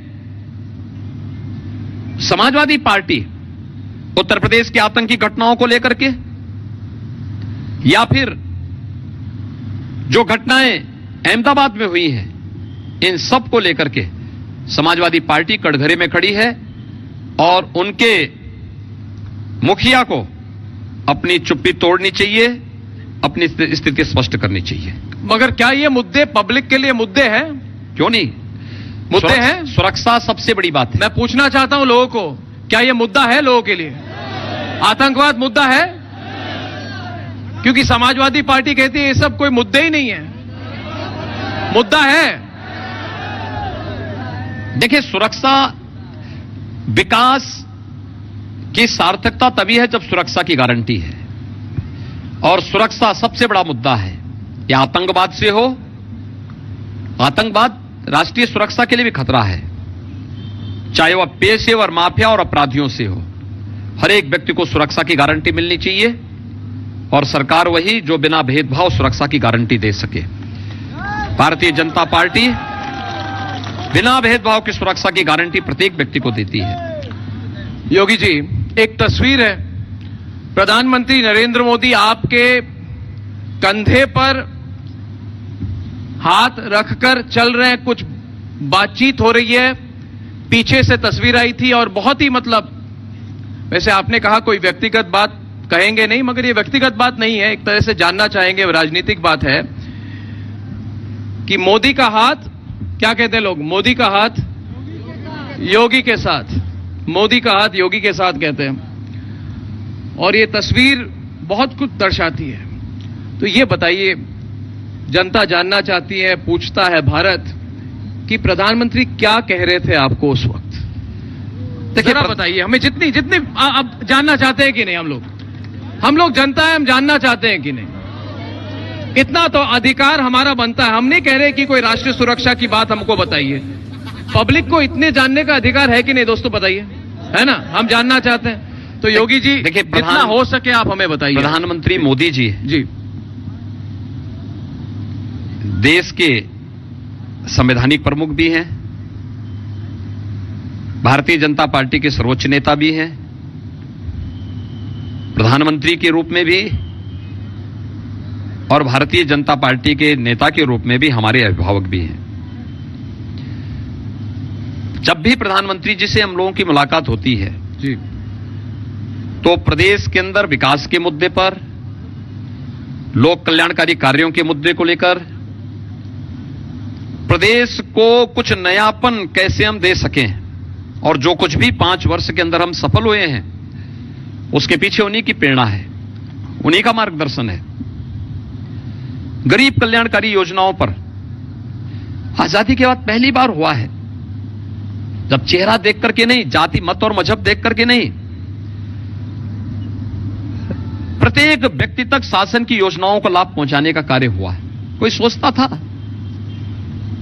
कि हर घर बिजली का सपना साकार होगा? कोई सोचता था प्रदेश के 15 करोड़ लोगों को, ये वही प्रदेश है जिस प्रदेश में 2016 दिसंबर 16 में और जनवरी 17 में भूख से मौतों पर मैंने स्वयं एक सांसद के रूप में क्षेत्रों का दौरा किया था, तब समाजवादी पार्टी सत्ता में थी। लेकिन आज मैं कह सकता हूं कि 2022 में जब हम लोग फरवरी महीने में अयोध्या में खड़े हैं, मैं कह सकता हूं 5 साल के अंदर उत्तर प्रदेश के अंदर भूख से कोई मौत नहीं हुई है, किसी किसान ने आत्महत्या नहीं की है।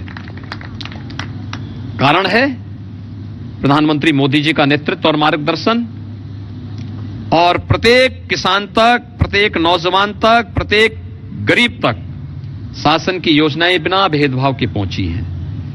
तो जब भी प्रधानमंत्री जी का मार्गदर्शन मिलता है, वह विकास के मुद्दे पर, लोक कल्याण के मुद्दे पर, अयोध्या है, काशी है, वृंदावन है, प्रयागराज है, अन्य महत्वपूर्ण स्थलों के एक समावेशी और सर्वांगीण विकास को लेकर के उनका महत्वपूर्ण मार्गदर्शन प्राप्त होता है, और उस मार्गदर्शन के लिए समय समय पर हम सब आभारी हैं। प्रधानमंत्री जी इस मुद्दे पर समय निकालते हैं और हम लोगों को अपना मार्गदर्शन देते हैं। योगी जी, ये जो हमारी पब्लिक इंटरव्यू है, ये 150 देशों में इस वक्त दिखाई जा रही है, लाइव दिखाई जा रही है। रिपब्लिक नेटवर्क के माध्यम से देश भर की जनता अयोध्या नगरी की लाइव कवरेज ये देख रही है, दुनिया भर के लोग देख रहे हैं, और मैं चाहता हूं दुनिया भर के लोग इसको देखें, क्योंकि एक लॉबी है दोस्तों, जो आपको क्या कहते हैं, मैं अंग्रेजी में जरा बता देता हूं। एक मिनट। ये कहते हैं, ये लॉबी है, ये कहते हैं Yogi Adityanath is a radical nationalist monk, और कहते हैं कि ये एक हिंदू एक्सट्रीमिस्ट है। हिंदू एक्सट्रीमिस्ट यानी कि आपको हिंदू आतंकवादी कहना चाहते हैं, और कहते हैं कि ये प्रीस्ट ऑफ वायलेंस। वैसे आप काफी शांतिप्रिय व्यक्ति लग रहे हैं मुझे। वैसे कहते हैं कि ये हिंसा के पुजारी बहुत डेंजरस आदमी है, इनको मौका नहीं मिलना चाहिए इस बार। तो आपकी नाम का पहचान हिंदुत्व से जुड़ा है, इस पर कोई दो राय नहीं है, मगर क्या लोग इस वजह से आपसे अधिक चिढ़ते हैं? देखिए, पश्चिम की मीडिया जो फोकस रख रही है आप पर, आप समझ रहे हैं, मुझे रेडिकल हिंदू संत, हिंदू एक्सट्रीमिस्ट, भारत के सबसे बड़े हिंसा के पुजारी, ये लिखते हैं आपके बारे में। तो आपके हिंदुत्व से जुड़े होने पर इतनी बेचैनी क्यों है योगी जी? देखिए, मुझे हिंदू होने पर गौरव की अनुभूति होती है।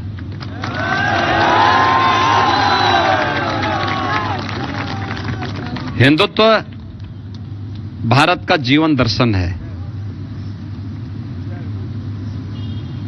वह सांप्रदायिक नहीं हो सकता। भारत को आप सेकुलर इसीलिए कहते हैं क्योंकि हिंदू बाहुल्य है, और भारत के अंदर हर एक नागरिक की सुरक्षा की गारंटी इसलिए है क्योंकि भारत में हिंदू बाहुल्य है, और सबका साथ, सबके विकास की भावना के साथ यहां का हर नागरिक रहना चाहता है। लेकिन हां, जहां तक पश्चिम के हमारे इन मित्रों की बात है, तो इनकी कुत्सित हिंसक मानसिकता का जवाब योगी आदित्यनाथ समय समय पे देता है। इसलिए उनकी चिंता स्वाभाविक है, क्योंकि अभी वे जिस मंशा के साथ यूपी के अंदर अपने पैर फैलाने का प्रयास कर रहे थे, मैंने पहले ही उनकी जड़ों में मट्ठा डालने का काम कर दिया है। वे कभी फलने फूलने नहीं पाएंगे, क्योंकि यहां पे लव जिहाद के लिए हमने बहुत सख्त कानून बनाया है। धर्मांतरण की अवैध गतिविधियों पर सख्ती के साथ हमने रोकने की कार्रवाई कर दी है। अवैध बूचड़खाने हम पहले ही बंद कर चुके हैं। इनके जो पाले हुए पेशेवर माफिया और अपराधी थे, इन सब पर नकेल डाल करके, इसमें आपने देखा होगा हर चुनाव में ये माफिया जिस पार्टी से जाते थे वहां से टिकट लेके आ जाते थे। इस चुनाव में पहला चुनाव है जब ये माफिया और अपराधी चुनाव से दूर दूर भाग रहे हैं। ये परिवर्तन है। तो ये स्वाभाविक रूप से उनकी जड़ों पर मट्ठा डालने का काम जो कर रहा है, उसको पसंद कैसे लोग कर सकते हैं? इनको मालूम है कि उपस्थिति यूपी में अगर योगी की है और भारतीय जनता पार्टी के लिए है, पार्टी है, तो उनके जितने भी अवैध भारत विरोधी, राष्ट्र विरोधी कृत्य हैं, इनके लिए यूपी में कोई जगह नहीं होगी। इसलिए वे लोग हर संभव प्रयास करेंगे। लेकिन चिंता की कोई बात नहीं, हमने उनका पूरा इंतजाम कर दिया है। हम यहां धार्मिक नगरी अयोध्या में है योगी जी, और बीते 5 साल में हजारों करोड़ का काम इधर हुआ है और होगा। Airport, railway station, highway, Ayodhya की जो खोई पहचान है, उसको वापस दिलाने के लिए आपने स्वयं 2000 करोड़ का प्रोजेक्ट का ऐलान किया है। यह सब पहले क्यों नहीं हुआ? मैं हमेशा सोचता हूं, बनारस जब गया था मैं 1.5 साल पहले, बहुत दुख हुआ था। वहां पे जब मंदिरों की जो हालत देखी थी मैंने, बहुत दुख हुआ था और विश्वास नहीं होता अब जब टीवी पर देखता हूं कि कितना कुछ हो चुका है। तो सवाल मेरा यह है, क्या पिछली सरकारें हिंदुओं को लेकर भेदभाव करती थी योगी जी? बताइए हमें। हां, क्यों नहीं। मुझसे पहले बहुत ज्यादा दूर जाने की आवश्यकता नहीं। 5 वर्ष पहले, यानी 17 के पहले अगर आप देखेंगे, 2003 से 17 के बीच में 3 मुख्यमंत्री आए। इन 14 वर्षों में कोई भी मुख्यमंत्री कितनी बार अयोध्या आया है? और मुझे लगता है कि ये तीनों मुख्यमंत्री अपने कार्यकाल के दौरान 14 वर्ष में अगर इन सबके कार्यकाल को जोड़ लें, या मैं मानता हूं सपा, बसपा और कांग्रेस के सभी मुख्यमंत्रियों के कार्यकाल को संयुक्त रूप से जोड़ लें, तो जितनी बार अयोध्या नहीं आए होंगे, मैं उससे ज्यादा अयोध्या आया हूं।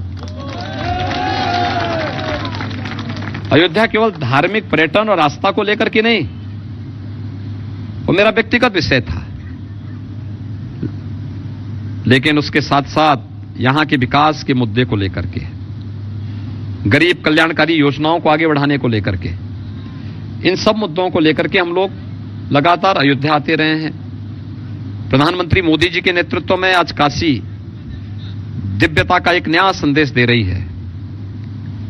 अपनी पुरातन आत्मा को संरक्षित रखते हुए नए कलेवर के रूप में काशी वैश्विक जगत में चमक रही है। अयोध्या सज धज रही है।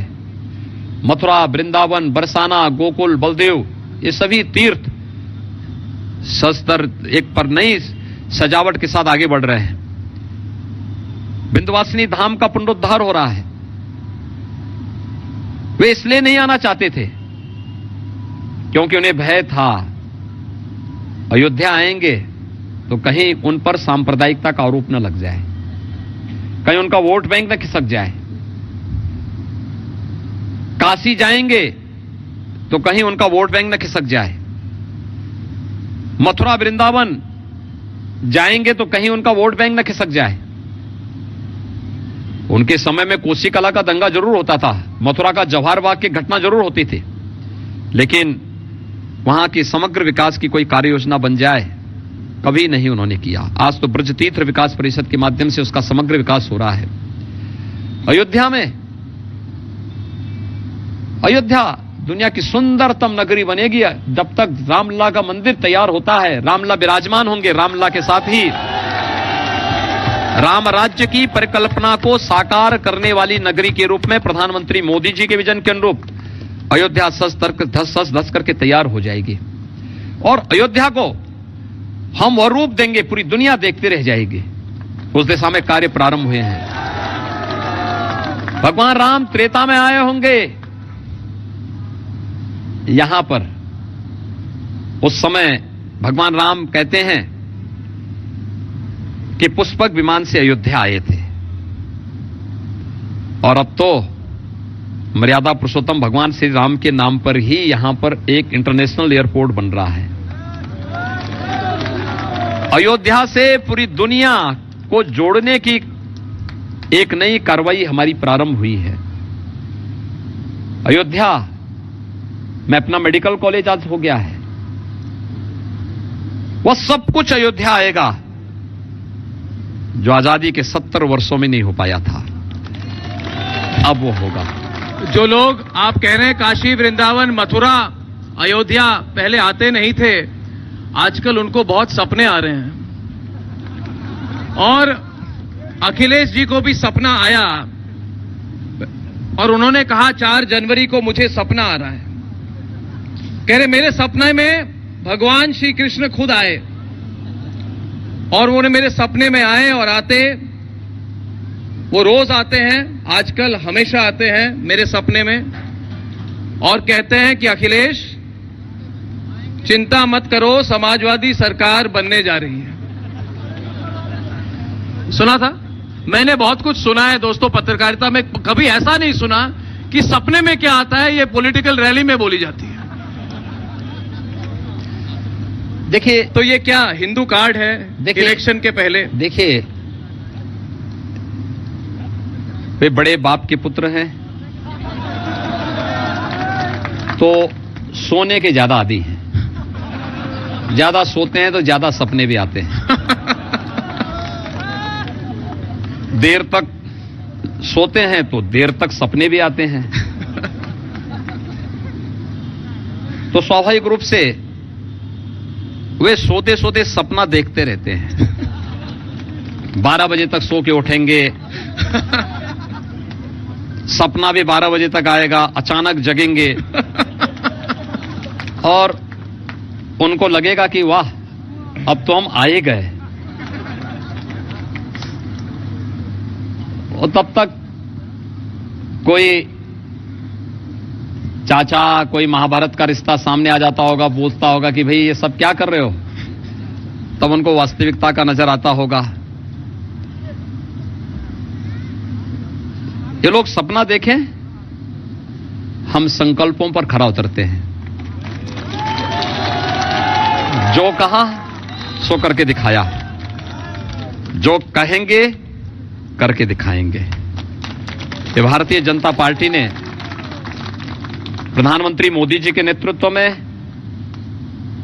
विगत 7.5 पौने 8 वर्ष के अंदर देश के अंदर करके दिखाया है और उनके मार्गदर्शन, उनके नेतृत्व में उत्तर प्रदेश में 5 वर्ष के अंदर जो कहा सो करके दिखाया है और लोक कल्याण संकल्प पत्र हम जारी कर चुके हैं। फिर जो कहेंगे वह करके दिखाएंगे।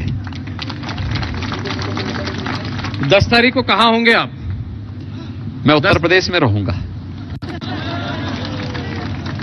हमारा जो कैमरा है हम आपके बिल्कुल पास होगा उस दिन।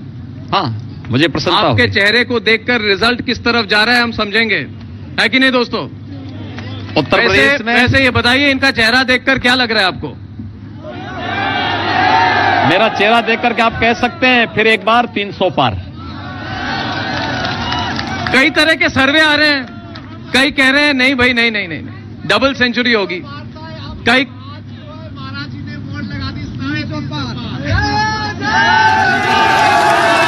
सवाल कर लूं दोस्तों, सवाल कर लूं।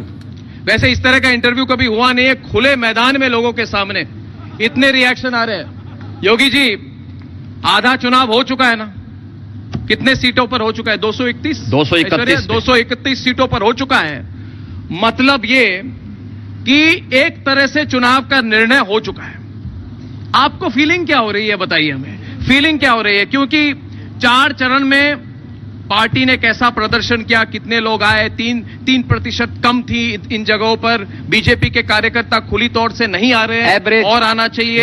एवरेज क्रिकेट की भाषा में योगी जी, क्रिकेट की भाषा में आपका स्कोर क्या होगा? डबल सेंचुरी भी अच्छा है, वैसे डबल सेंचुरी भी बहुत बड़ी स्कोर होती है, या 250 पार, या फिर ट्रिपल सेंचुरी। देखिए, हम लोग जब फील्ड में उतरते हैं ना, कुछ सोच के उतरते होंगे। नहीं, सोच के नहीं, हम चौका और छक्के से कम मारते ही नहीं। विकेट को बचाकर नहीं खेलते आप? और नहीं, विकेट को बचाकर नहीं खेलते। नहीं, देखिए, इसमें तो हाँ, बोलिए। आज हमारे लिए फील्डिंग पूरी जनता कर रही है, वो बचाने का काम कर रही है, और विपक्ष उसी से परेशान है। ये चुनाव तो जनता लड़ रही है अब उत्तर प्रदेश में, और जनता जनार्दन तय कर चुकी है कि आएगी तो बीजेपी ही। विपक्ष के हाथ में कुछ नहीं बचा है, ये कुछ भी कर लें। और एक बात और सूचना मैं आपको आज बता रहा हूं, उत्तर प्रदेश की जनता तय कर चुकी है। आज मैं बहराइच में था जी। बहराइच में 1000 वर्ष पहले महाराज सुहेलदेव ने एक विदेशी आक्रांता सालार मसूद गाजी को पूरी तरह नष्ट किया था। कहते 3 लाख सेना के साथ गाजी आया था, और गाजी को महाराज सुहेलदेव के नेतृत्व में हिंदू राजाओं ने युद्ध के लिए ललकारा। आमने सामने के युद्ध में गाजी, सालार मसूद गाजी वहां मारा गया। यह उस कालखंड का सबसे बड़ा युद्ध था। इतिहास ने क्यों महाराज सुहेलदेव को जो सम्मान मिलना चाहिए था नहीं दिया? आप सोचिए, 1000 वर्ष तक महाराज सुहेलदेव का किसी भी सरकार ने नाम सामने नहीं आने दिया। हम आभारी हैं प्रधानमंत्री मोदी जी के, जिन्होंने पहली बार महाराज सुहेलदेव के नाम पर डाक टिकट जारी किया। उस महान देशभक्त,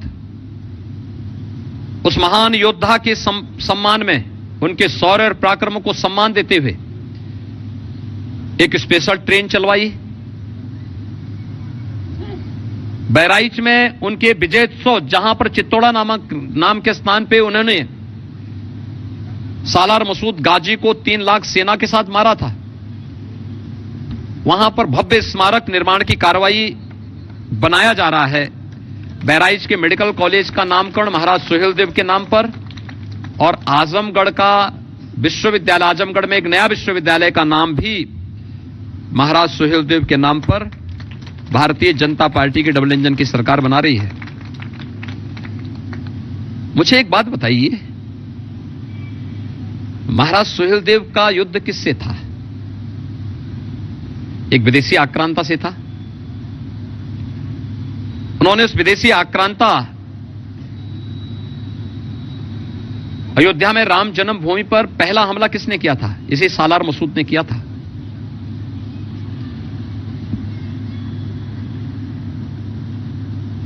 सोमनाथ के मंदिर को अपवित्र करने वाला मोहम्मद गजनवी के साथ कोई था तो सालार मसूद था। यह मोहम्मद गजनवी का भांजा था। यह भी उनके साथ हर आक्रमण में था, और उसके दम्भ को चकनाचूर करने के साथ ही उस पापी को उसके पाप की सजा किसी ने दी थी? महाराज सुहेलदेव ने दी थी। आप मुझे बताइए, महाराज सुहेलदेव के नाम पर राजनीति करने वाले लोग आज गौरी और गजनवी को समर्थन करे, उनके न्यायों को समर्थन करे, बेशर्मी के साथ मुख्तार अंसारी जैसे माफियाओं को प्रश्रय दे। क्या महाराज सुहेलदेव के न्यायी इसको स्वीकार करेंगे? कभी नहीं स्वीकार करेंगे, कभी नहीं स्वीकार करेंगे। इसलिए चुनाव जनता जनार्दन लड़ रही है, और जनता तय कर चुकी है। आएगी तो बीजेपी ही। 10 मार्च को आप देखना 80% सीटों के साथ भारतीय जनता पार्टी प्रचंड बहुमत की सरकार बनाएगी, प्रचंड बहुमत की सरकार बनेगी फिर से, और भारतीय जनता पार्टी फिर से राम राज्य की संकल्पना को साकार करने के अपने अभियान को आगे बढ़ाने का काम भी करेगी। योगी जी, आशा करूंगा कि फिर एक बार आप और हम इधर ही सरयू पर मिलेंगे, बातचीत करने का मौका मिलेगा, और एक बार फिर हम सब राष्ट्र सर्वोपरि रिपब्लिक भारत चैनल पर एक बार और इनका धन्यवाद देते हुए एक बार और हम सब मिलकर कहे, भारत माता की, भारत माता